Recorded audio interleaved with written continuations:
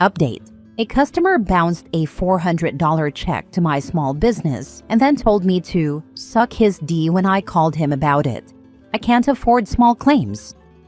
Original post. As the title says, a real jerk came into my flower store. He very rudely ordered 12 custom flower bowls to be made for him. I made his order and he picked it up. At the time of pickup, he was very hesitant to write me the check. He wanted to order more and then come back with one big check. I said no. Check now, please. He signed his name and tossed it to me. I had to write in the dollar amount.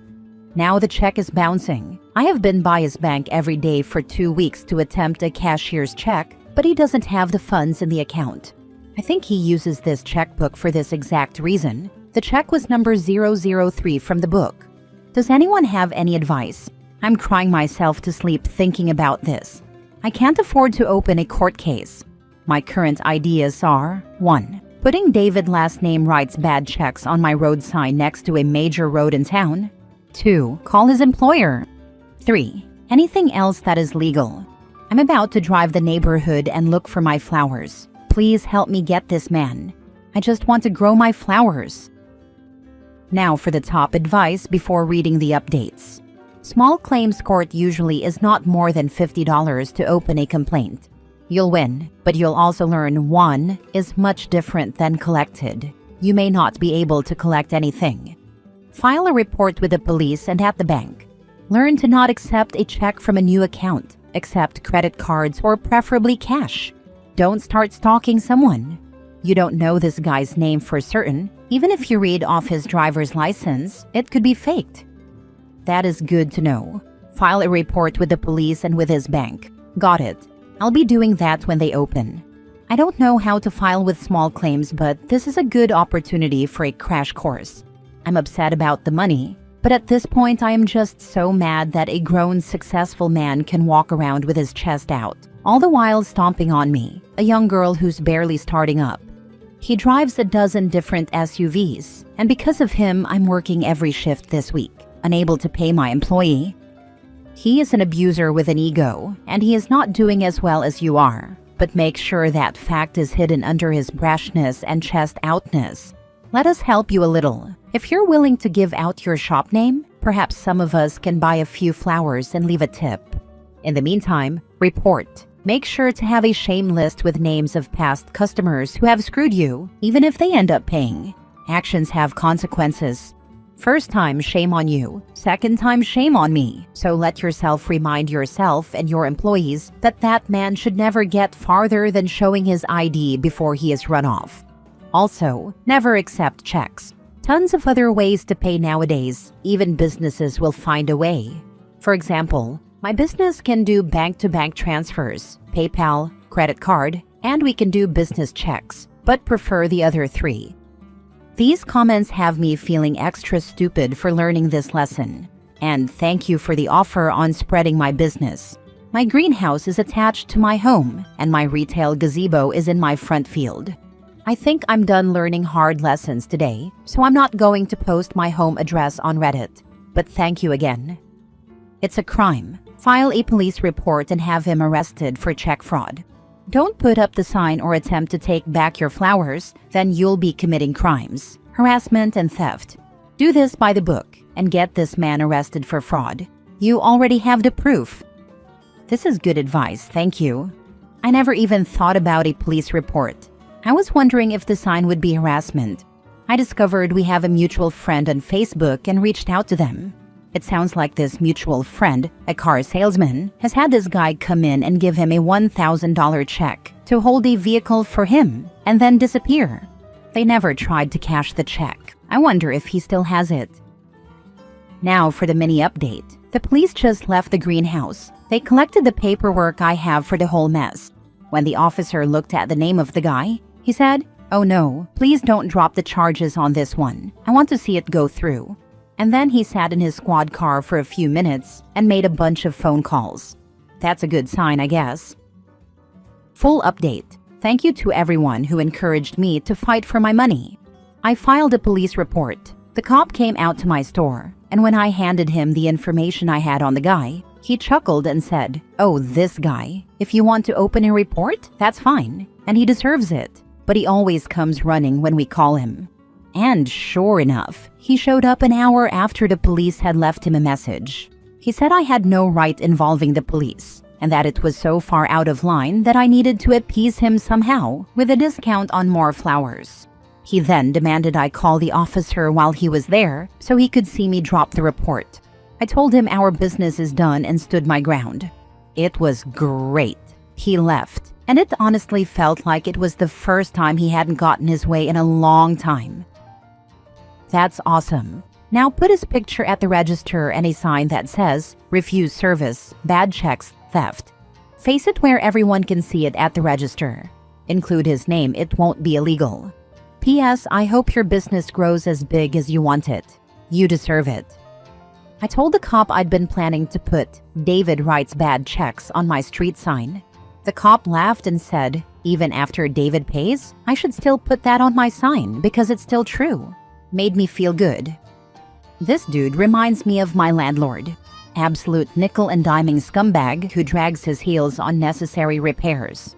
Runs through workers like water because of nonsense like this. A-holes like this bank on scaring you into submission because the moment authorities are involved, they know they're screwed. Sounds like my ex-landlord. Had to sue him to get several square meters of black mold removed from the wall that separates the bathroom and the bedroom. There was a leak in the wall. In my jurisdiction, infrastructural issues are the landlord's responsibility, not the renter's. I wasn't the only tenant who had that problem. Several others had it in the past too, and that slumlord was a known name amongst lawyers in the housing and tenancy specialty. He tried to intimidate me, back then a woman in her early 20s, with phone calls several times, and even stood there screaming bloody murder at me the day of the repairs, which, until the last minute, were not even certain to happen because he was stalling the process and preferred to intimidate me into dropping the case instead. That a-hole lived in a multi-million euro Mountain Vista residence, which I know because I handed in my termination of rent contract personally with a witness. Dude also had a habit of claiming important mail never reached him, of course, so that's why I drove there myself with a witness, while his renters were rotting in moldy apartments. I hope that slumlord died painfully from his high blood pressure. Very obvious. Dude's head was permanently as red as a turkey's face. And he was fairly old, so just a matter of time. Next story. Am I the a-hole for letting my boyfriend get a taste of his own medicine? My 29 female boyfriend, 27 male, has this habit of constantly calling me dumb or stupid. It started as a joke, and at first I laughed along. But over time, it became his go-to way of addressing me, no matter the situation. I asked him, begged him to stop, especially in front of his friends. But he would just chuckle and say, "What? But you are dumb." His friends even picked it up, and now they casually call me dumb too. It's humiliating. I started avoiding his social gatherings because I knew I'd just be the butt of their jokes. Whenever I told him how much it bothered me, he'd just say I was being too sensitive and that it was just a joke. Last night I hosted a party with my work colleagues. It was important to me because I work in a competitive field, and many of my co-workers are incredibly accomplished. I introduced my boyfriend to everyone, hoping he'd be on his best behavior. But of course, he wasn't. Barely an hour in, he started the dumb comments again. My close work friends are used to me venting about this, but one of my senior colleagues, an incredibly sharp, no-nonsense woman, was clearly unimpressed. She turned to him and said, "Hey, you're a guest here, and you do realize who you're talking to, right? Maybe cut the dumb comments." He just laughed, like he always does. Then later in the evening, I accidentally dropped my drink while reaching for it, and right on cue, he loudly called me dumb again. That's when my senior completely shut him down. You know, everyone in this room has either an advanced degree, multiple certifications, or years of experience in their field, including OP, who's one of the smartest and most competent people I've worked with. The only person here without those credentials is you. So if we're talking about intelligence, you're the least qualified person to judge. Dead silence. For the first time ever, my boyfriend had nothing to say. He went completely red and barely spoke for the rest of the night. When we got home, he was livid. He said I should have defended him, that I let my colleague humiliate him, and that what she said was unnecessary and cruel. I just looked at him and said, "So now you know how it feels." He's sulking and acting like I'm the bad guy. For what it's worth, my senior later apologized to him before leaving, saying she didn't mean to be harsh but was just looking out for me. Now he's acting like I betrayed him, but I can't bring myself to feel bad. After years of him publicly embarrassing me, wasn't it fair for him to finally experience what he put me through? Am I the a-hole? Not the a-hole. Are you sure you want to be with this person who clearly demeans you regularly, is emotionally abusive, something your very tremendously awesome colleague caught onto immediately? Your senior rocks and is wonderful. I hope she is your mentor. Right? She saw in one night what I've been dealing with for years. It really put things into perspective for me. It's got me thinking, why have I put up with this for so long? She's not technically my mentor, but I definitely see her as someone to learn from though. It's sad that he's sulking instead of reflecting on his behavior. You deserve a partner who lifts you up. Sounds like he's never felt empathy, so why would he start now? Hopefully OP moves on from this lost cause. Not the a-hole for what happened, he more than deserved that. But you're the a-hole to yourself for being with someone like him. You deserve better. Yeah, I guess this is the wake-up call I didn't expect but I needed. I'm done putting up with his nonsense.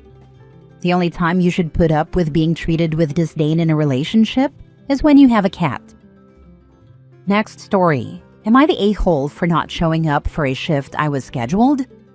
My coworker, who is sick every other week and needs her shifts covered or switched around often, texted the work chat the other day that she was sick, yet again, and asked to switch. She also complains about not getting enough hours even though she calls out. I prefer to have a set schedule every week, but I decided to switch with her this time. She said hopefully she would feel better by Saturday, today. I worked her shift 2 days ago. Yesterday, I went into work and was surprised to see that she had worked her morning shift. After work, she came up to the bar, got herself a shift drink, and sat down to eat her meal and drink a beer. She looked and sounded fine. Afterward, she asked to take a shot with our other coworker who was off as well. They discussed hanging out and whether they should buy beer or not. Today, just a few hours before the shift I was originally scheduled for but had given to her, she texted the work chat saying she was still sick and that I needed to work my shift as originally scheduled. I got extremely annoyed because I had made other plans today. I told her in the work chat that, no, I was not going to work today because I assumed she was feeling better. She had been taking shots, drinking, and working the day before. She asked if anyone else wanted to work, and no one responded. She then messaged the manager to tell them she wasn't working my shift and that I had to. The manager is now mad at me because I refused to come in after my coworker's behavior and making other plans. Am I wrong for not showing up to my shift? Now for the top advice. I'm not sure how it is at your company, but everywhere I've worked, if you ever switch shifts with someone, their shift becomes yours and yours becomes theirs. So if they don't show up, it's on them, even if it was originally your shift. If this is the case, then not the a-hole, and maybe never trade with her again to protect yourself. I currently work for the government. Here, if you trade shifts and the other person calls out or no-shows what was your shift, you still get in trouble. Every other job I've had has been like yours. You sign a thing or email boss about making the swap and go on your way. Not the a-hole. Don't trade shifts with her again. Also, I would discuss with your manager. If they aren't bothered with her unreliability, the manager needs to deal with all her absences. Totally agree. It's unfair for her to manipulate the schedule like that. I'm wondering why the manager is not saying anything to this girl. There is always that one coworker that gets away with everything, and nothing is ever said to them. It's not fair and frustrating. Not the a-hole. At my job, when you switch, you have to sign a paper. So now your regular shift is no longer your shift at all, and is on the other coworker if they don't come in. They probably bang. I've seen that go on in a few different places. Last story. Am I the a-hole for publicly telling my ex-coworker that I don't like them? I, 32 female, ran into an ex-coworker, Sarah, 31 female, at a bar while I was out with friends celebrating my birthday.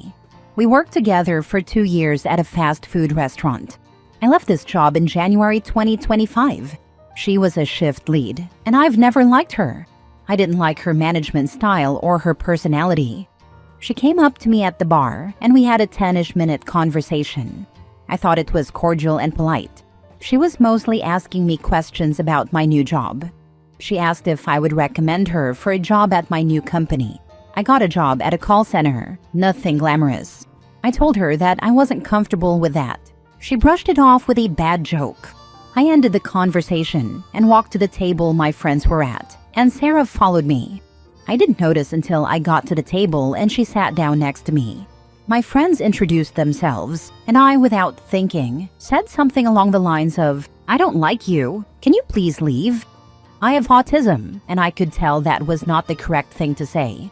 Everyone seemed uncomfortable, and Sarah was visibly shocked and upset. My friends were shocked and confused. They assumed that Sarah was a friend or someone I invited to the table. They had zero context of who Sarah is. Sarah made a scene and told me that I was rude, a bee, and a bunch of other things. She said that I embarrassed her. She embarrassed herself by following me to my table uninvited.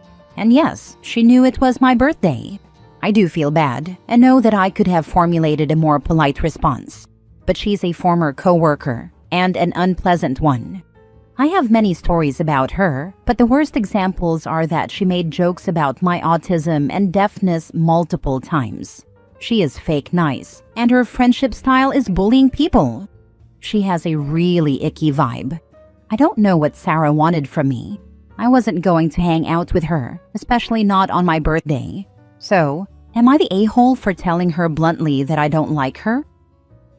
Not the a-hole. Some people apparently need straight-up bluntness even if it is rude. She is one of them. You told her you weren't comfortable recommending her for a position where you are now. She brushed it off with a joke. You ended the conversation. She followed you to the table. She needed blunt. Exactly. I'm sure there are many people reading this post saying, "Damn, I wish I could be that blunt." There is a time and a place for it, and this was it. Also, with autism, it's easy for manipulative people to hijack that tendency to question your actions whenever anyone gets upset. You do the right thing, and then they act all offended, hoping to get you to waffle. If you suspect this may be happening, seeking independent opinions, like you're doing right now, is vital. Well done all around, OP. Wish I had the guts to be that clear and to the point. People like Sarah rely on everyone being too polite to call her out.